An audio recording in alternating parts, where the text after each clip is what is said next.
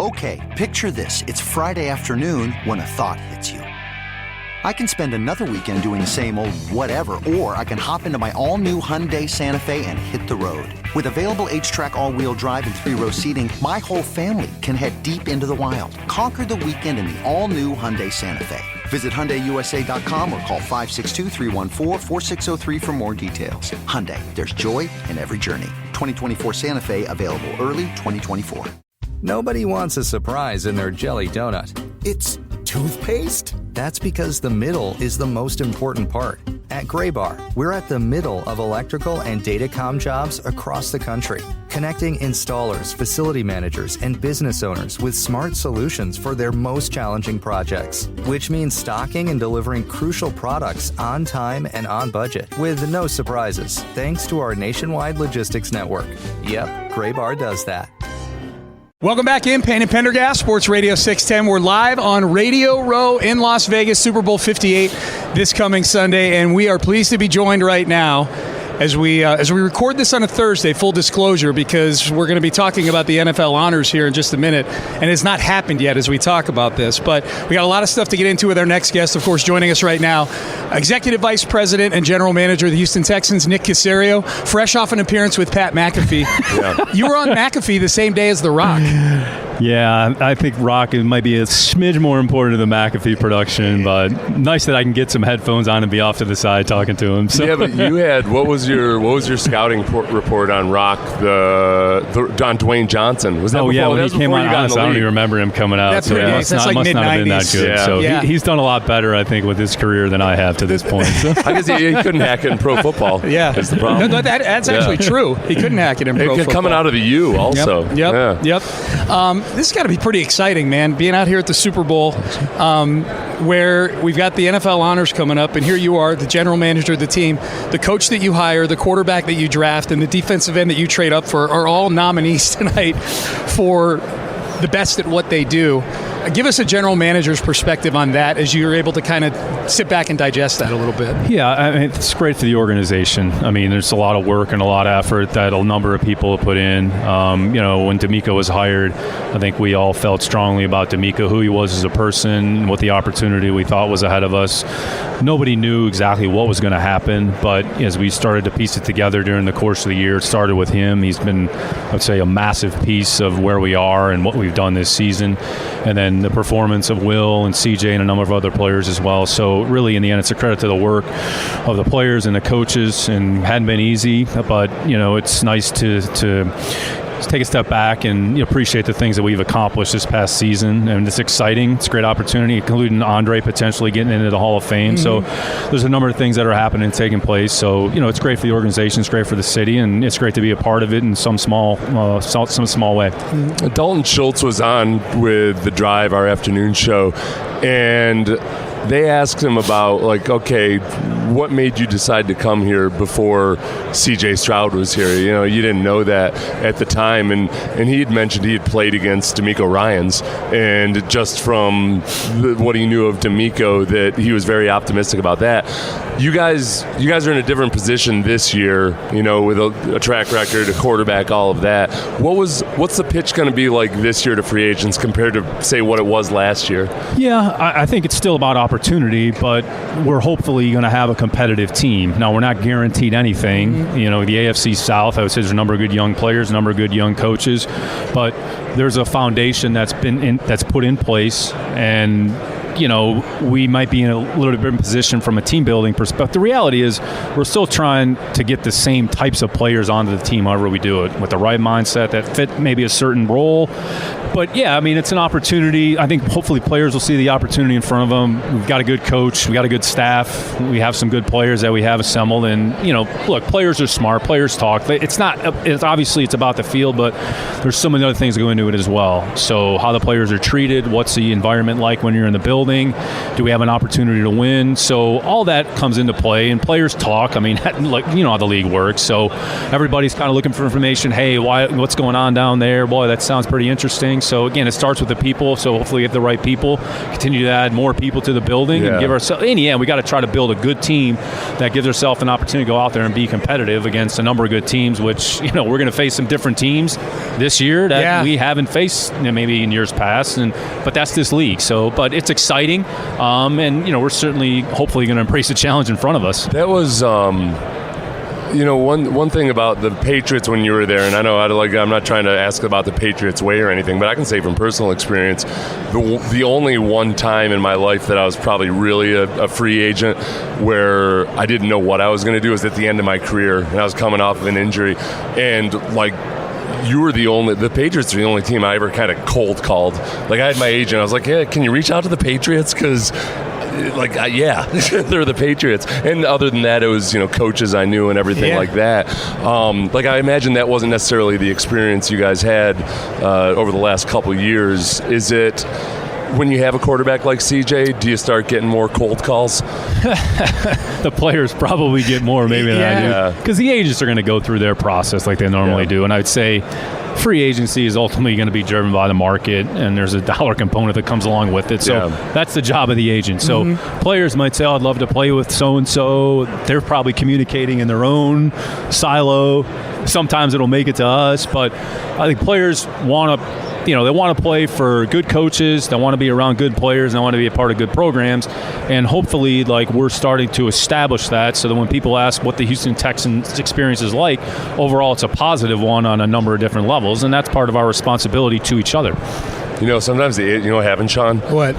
I told my agent, and I was like, listen, I don't care. Like, I will, like, I was honestly, like, I was at the point where I would play for free. I just wanted to actually be on a winning team again. But you know how agents are. I don't think he ever said that. And well, for one, you can't play for free. You're going to play for minimum. But I don't think he ever told anybody that. Well, that would have been the 2007 season that you were. That's like cold calling. That's like Bud Fox cold calling Gordon Gekko. That was the 07 season. That was the 16-0 season. No, this is what's worse, though. Okay, Nick. That's funny. I'm going to tell you an awful story. So I was coming off of injuries. And I'd been banged up bad. But I talked to Tom Coughlin in the offseason, and I was still coming off of ACL injury and everything. And Coughlin told me, he was with the Giants, he said, listen, Seth, you know, we'll bring you in. I don't want you to even be like, we won't plan on playing you until like week 6. You'll start off on PUP. We'll get you rehabbed and everything. At the time, Jerry Reese had just taken over as GM, and I'm like, I don't know. I just don't know, man. Like, I don't know. In my mind, I'm thinking, I don't know if this is the situation that's right. So I waited, ended up signing with the Jaguars. My knee was a mess because I was rehabbing on my own. I didn't know what the hell I was doing. It was like all summer long, where I could have been with the Giants since. Long story short, the Giants won the Super Bowl that year, and I sucked. You could have had a ring. I sucked in training camp and was like, my knee was shot. Believe me, we had an equally brutal experience at the end of the season. That was very disappointing. So we can wallow in our sorrow together. Now I'd be gloating right now. There'd be no wallowing. I would be. Makes you just so you know, Nick, I almost beat you guys. I could have. All right. You were a Jaguar. You lost in the Super Bowl, and I got divorced that year. We can all wallow together. And our 2007 was horrible for all of us. Boy. Yeah. Nick Caserio, Texans GM, joining us here live on Radio Row. This is the first offseason you've had for you personally where you've not been going through a coaching search. And I'm just curious from a standpoint of you being able to reallocate your own resources to evaluating Senior Bowl, things like that.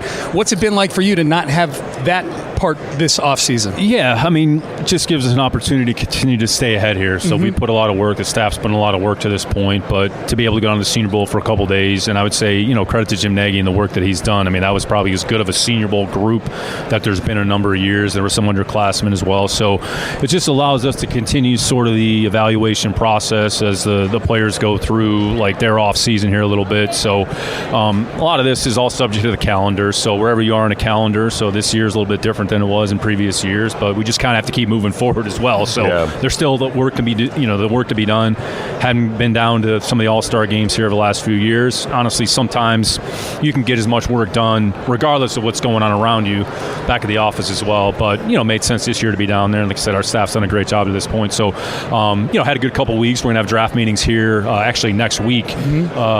So to kind of get ready for the combine here a little bit. So kind of take some of the information that we've gleaned from December until this point. So just keep them in. The coaches will probably be a little bit more involved in the process. Last year they didn't go to the combine.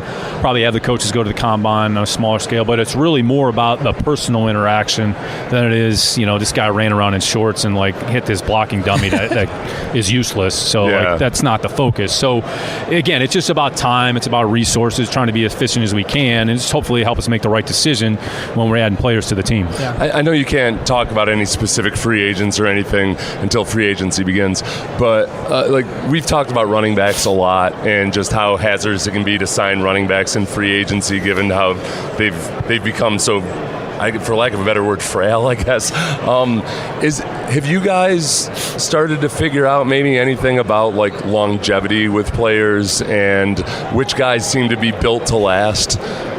It's actually a great question. I think the players you have the best opportunity with are your own players, because you have so much data and information that you've accumulated. When you're dealing with players that are on other teams or have been in the league for a period of time, you can get some information, but you don't really have a firm grasp. And that's where the physical and the visits sometimes. Otherwise, to a certain extent, you're doing it blindly. But availability is going to be very important. You want an available team, you want available players. How do you get that information? There's sort of ways that you can do it, but in the end, your best chance is with your own players, because you understand those players the most intimately. Yeah. So it doesn't necessarily mean you wouldn't take on another player. You just have to understand everything that may come along with that player. With all that, with your own players, have you guys, now that you've been using the Zebra data and everything for so long, have you started to pick up on trends? We have a lot of data on a lot of different levels. What we can measure, what we utilize, not necessarily just their speeds, but their force output, their medical history, how they recover from, and maybe they have a deficiency in one area, but we can make it very targeted. And I think what we're finding is, from a performance standpoint, a lot of this is headed more towards individualized care for specific players, not just a blanket, here's a card, everybody does the same thing. Because everybody has different, I would say, requirements or demands or what they're asked to do relative to their position. So we try to utilize the information that we have and the data that we have to the best of our ability, and we've made a lot of progress here through the years. But I would say, just generally speaking, this is where the league is headed, and I would say football is probably a little bit behind some other sport, but we're certainly making progress in that area. I can imagine, especially coming back from injuries and surgeries, that those little imbalances that don't always show up. Some guys can get on the weight machine and be exactly the same as they used to be, but when they get out and run, now you can get a sense for, that hamstring's not working. Well, and there's ways to measure it, so then we can alter their training. Yeah. So that's critically important. Yeah. And players that are returned from surgery, what's a prognosis? What's a realistic time frame? Is this player going to be available in the spring, or realistically it's going to be more training camp? So all that factors into kind of where you are. But in the end, the most important thing is giving as many healthy players available for the start of training camp as possible. Understanding, look, injuries are going to take place. We're not going to take injuries out of sport, but how you manage them and how you deal with them is certainly important. Well, Sean, one more nerdy injury question. Okay, so now I'm so when you bring guys in now, though, when you work them out, you're getting a lot more data and information than you ever did before based on that workout. It's a good question. Yes and no. If they've had injuries. There's some things we do, but we're respectful of them. We just don't want to turn them into that. So it's just, okay, we get a general medical overview and evaluation, kind of have their history. Yeah. If we do end up signing the player, then we'll start them on our metrics, get a baseline so you can see where are they starting. But again, what program they've been in, how long they've been in the league. So once they walk in our building, okay, that's a starting point for us, which goes back to younger players. When you have them, 1, 2, 3, multiple consecutive years, then you can see the progress they've made from the time they've come in our building to where they are now, which I would say Nico Collins is a prime example of when he started with the Texans, when he came in the building to where he is now, has grown in measure by leaps and bounds, and it's translated over into his production. It doesn't mean because his training is better, he all of a sudden caught 90 passes, but his training, his development, his strength, and he's evolved into a good player. So that goes back to when you get a player, that's what we have to do a really good job on the front end, and then see if we can get that player to optimize his performance on the back end. And really, once they get to like year 3 or 4, can they maintain a certain level of performance for a number of years before you start to see any drop off, or where are they in their arc of their career? Do you feel good about where Nico was physically this year after his first 2 years went the way they did? I would say, and he put a lot of work and a lot of time, and a lot of credit to him. So when his season was over, the 22 season was over, he started his training fairly quickly. So his strength, his power, his explosiveness, he's always been a very talented, skilled player. And I would say the way that Bobby and Ben coached him and some of the things, I'd say the biggest leap that you saw with Nico was with the ball in his hands. His run after catch was a lot better this year than it was in previous years. That's coaching, that's technique, that's confidence, that's strength.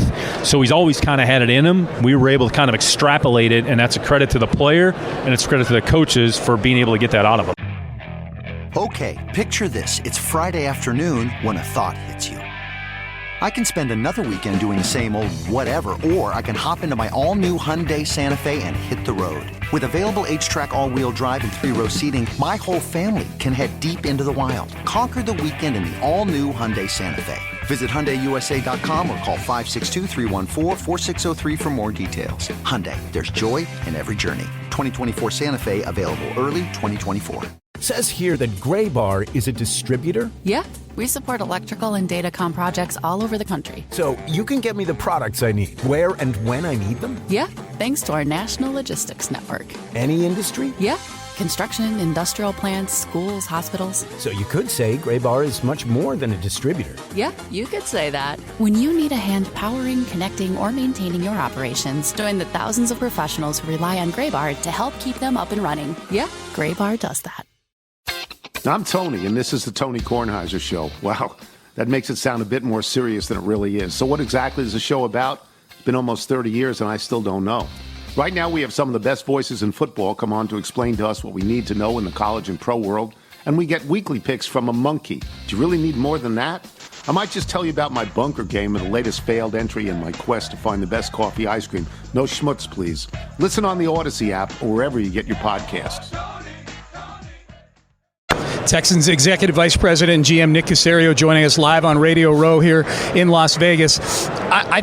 This is probably the first Texans team in a long time. I feel like this might be, in my time of covering the team, it feels like the locker room that may have been like the closest, like the real, like you can feel like the real love among the players in that locker room this year. And a lot of the young players, I think, have a lot to do with that. You guys have a lot of free agents, and I'm curious how you go about scouting that sort of thing. You're probably going to be bringing some new guys into the ecosystem.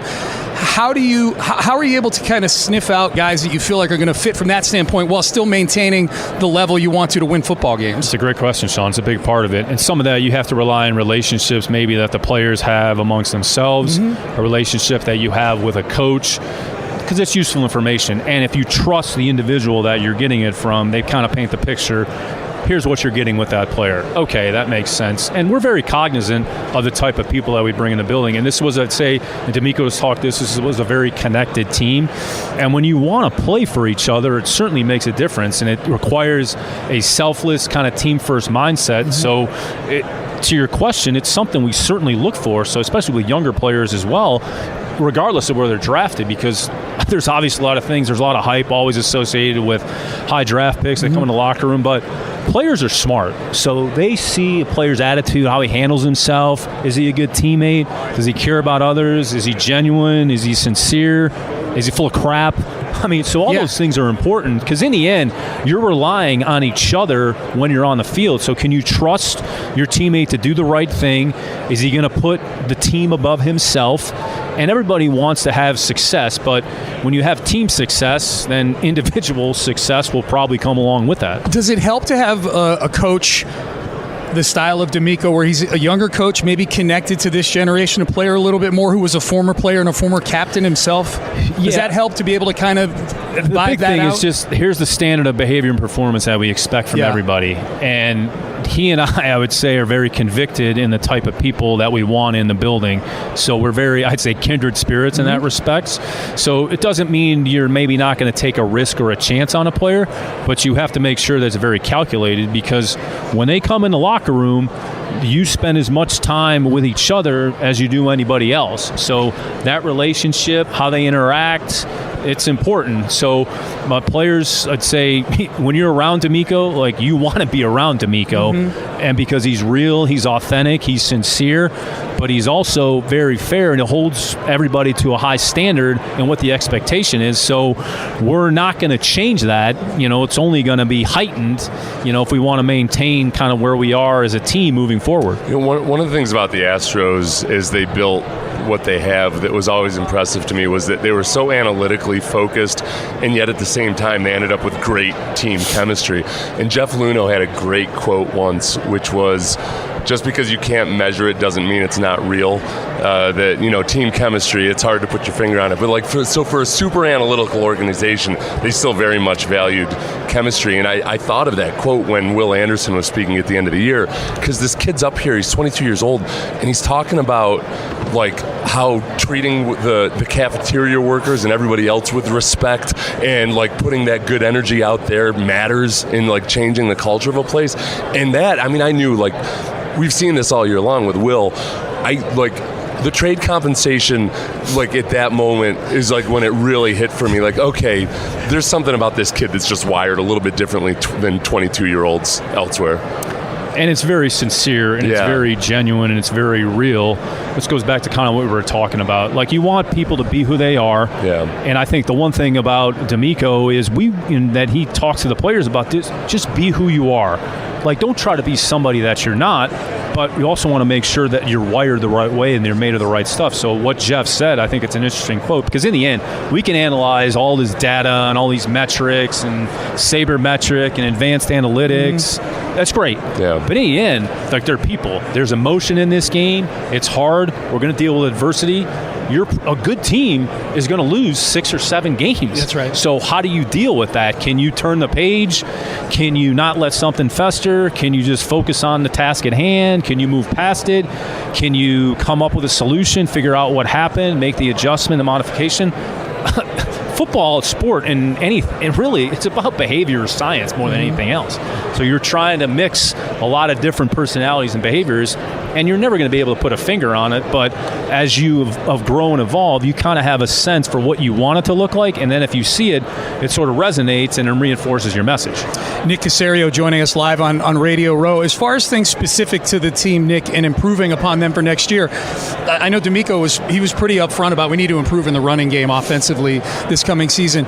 You guys, as far as the offensive line part of that, because I'm sure the improvement needs to be among the whole unit offensively. Offensive line wise, you guys are pretty committed to a few guys already contractually. You committed some draft capital to some other guys. Is the improvement in the offensive line going to have to come from within because of that, or is that something you could improve from the outside as well? Yeah, it's probably a combination of both. We have a number of players that are under contract for this upcoming season, so we have confidence in those players, the reason that they're here.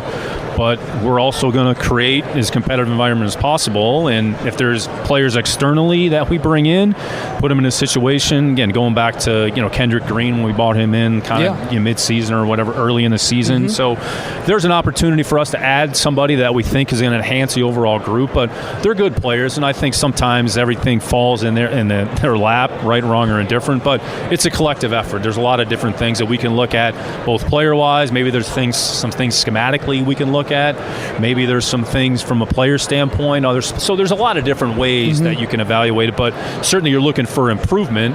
And the Baltimore game was probably a good manifestation, microcosm of when we did it well, it was okay, but the areas that we kind of struggled with in the end kind of came up a little bit short, and we do that against a good team, which Baltimore's a good team. Unfortunately, that ends up being the result. So hopefully we can learn from that, and then we can figure out this is the opportunity, this is the improvement part of the season where you start to be able to look at your scheme, what you're doing internally. You're looking at personnel, there are options out there. We're going to go through March here in a little bit. So we'll look at everything and just try to make good decisions as we go. Did you get into wrestling with McAfee? Yeah, sort of. quickly about WrestleMania. I asked. I said, I understand you guys had The Rock on, so I know I'm probably a little bit lower in the pecking order than The Rock. But then they asked about everything that's going on with Cody Rhodes and do you care and the fans. I said, look, I don't really care what the fans think. I said Triple H will make the decision that makes the most sense for the organization. Yeah, The Rock's kind of a big deal. He is kind of a big deal. I guess as an owner, too, of the XFL, USFL, whatever it is. So he's got a lot of things. Tequila, so he's got a lot going on. Tequila, yeah. They put him on the board for WWE. It is a little suspicious they put him on the board. Now he's in the WrestleMania main event 2 weeks later. Funny how that works. Yeah. What is that? Yeah, it's right. Yeah, what is your relationship with the XFL like in terms of scouting them and everything? We have the opportunity to do that. Yeah. Their season is typically in the spring, but they play. A lot of those players are under contract, and there's a window there where there might be some players available.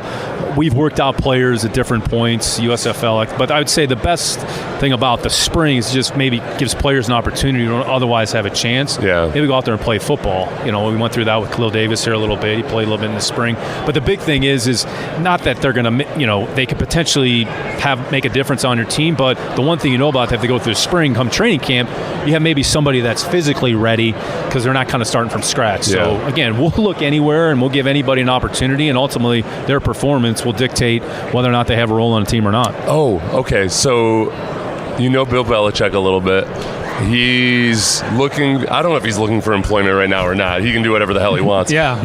But if he goes into television, like what's his best role, do you think? Like color analyst? Give us a scouting report on Belichick on like TV. McAfee sidekick. Boots AJ out of there. McAfee might not be the show for him. But honestly, if Bill goes on TV, whatever he does, he'll be phenomenal. Yeah. Because he has he views the game through such a lens that's very unique, and he sees it from such a perspective that's very unique. I would say, honestly, he and Coach Saban, like, they're as good of a coach as there is in the history of sport.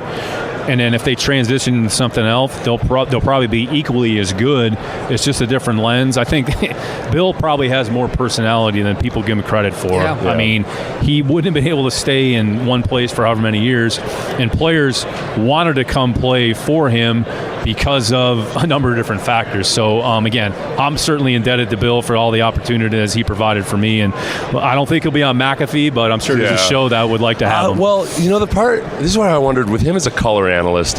The big drawback to being a color analyst is that in the moment, you got to try to make a snap judgment, and you know how it is. Sometimes you got to watch a play 20 times to really know what happened, and I think that might be difficult for him because he's so detailed. At the same time, you get to talk to two different coaching staffs every week and pick their brain. No question. But I would say the other thing about it, in real time when something happens, like that's where that dearth of experience, like you see things that other people can't see. Yeah. So your ability, because during the course of the game, there'd be situations or things that came up, and he would see it before anybody else. Yeah. So because you've just trained your mind and your eyes. So I think it's a valid point that you make. Sometimes you have to go back, wait a minute, what happened?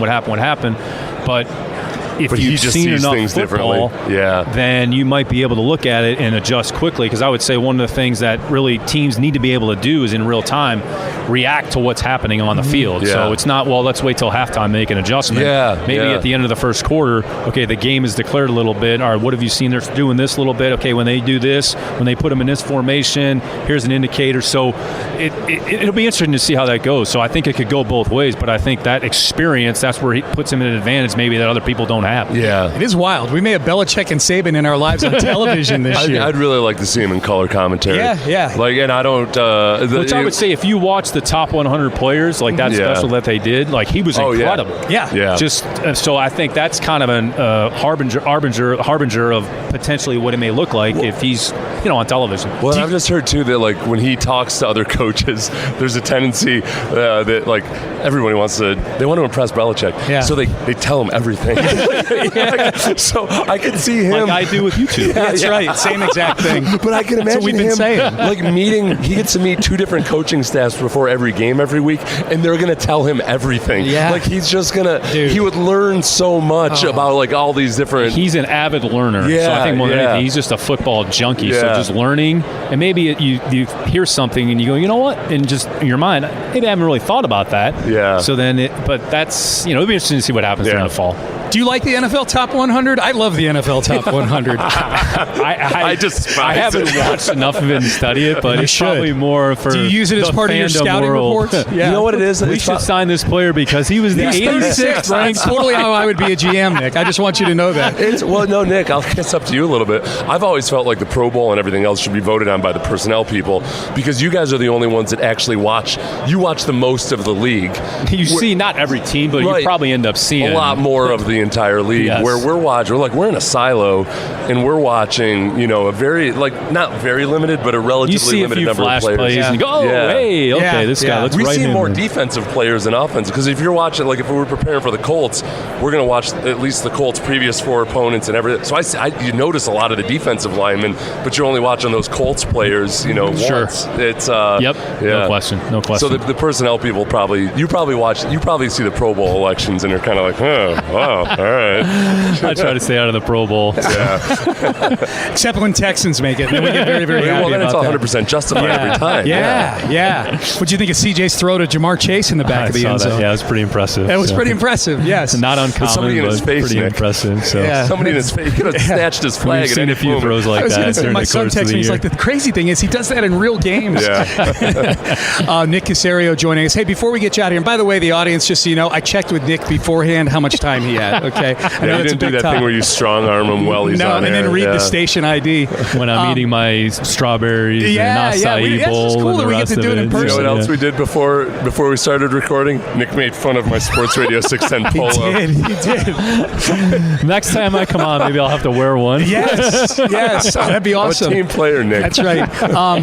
As we're recording this right now, we do not know who is going into the Hall of Fame in this class, but our hope is that in a few hours we'll hear Andre Johnson's name called. I want to get your perspective on Andre from your time scouting and going against Andre Johnson. Just give us, what was the assessment like in the building up at Gillette Stadium of Andre Johnson? There's very few players that fall into kind of like the one of one category, but like you could put Andre in that category. He just had such a unique combination of size, strength, speed, and his hands and ball skills were second to none. And what he did with the ball, he played violently, like he played like a defensive player.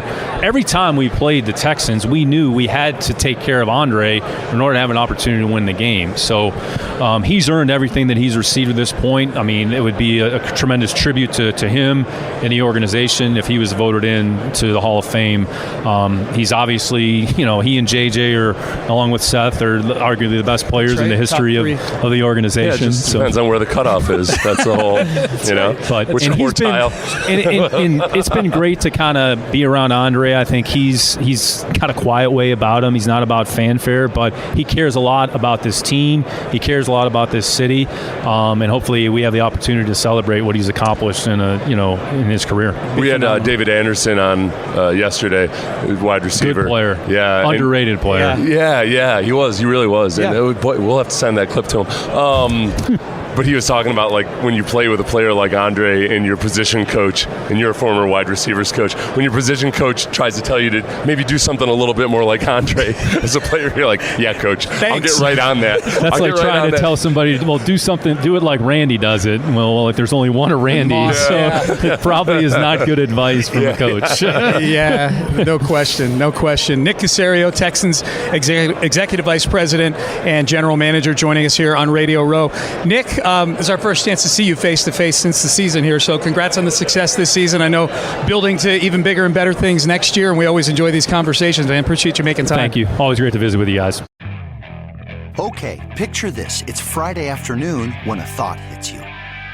I can spend another weekend doing the same old whatever, or I can hop into my all-new Hyundai Santa Fe and hit the road. With available H-Track all-wheel drive and 3-row seating, my whole family can head deep into the wild. Conquer the weekend in the all-new Hyundai Santa Fe. Visit HyundaiUSA.com or call 562-314-4603 for more details. Hyundai, there's joy in every journey. 2024 Santa Fe, available early 2024. Says here that Graybar is a distributor. Yeah, we support electrical and datacom projects all over the country. So you can get me the products I need, where and when I need them? Yeah, thanks to our national logistics network. Any industry? Yeah, Construction, industrial plants, schools, hospitals. So you could say Graybar is much more than a distributor. Yeah, you could say that. When you need a hand powering, connecting, or maintaining your operations, join the thousands of professionals who rely on Graybar to help keep them up and running. Yeah, Graybar does that. Dana Carvey and David Spade here. You might know our podcast Fly on the Wall, featuring guests from across the entertainment industry. We decided to do a spin-off called Superfly, and it's fun. It's just two of us riffing on current events, pop culture, catching up, impressions. Joe, Trump's trying to be a dictator. Yeah, just bump on the tater tots. Joe, no. Listen to and follow Superfly on the Odyssey app or wherever you get your podcast.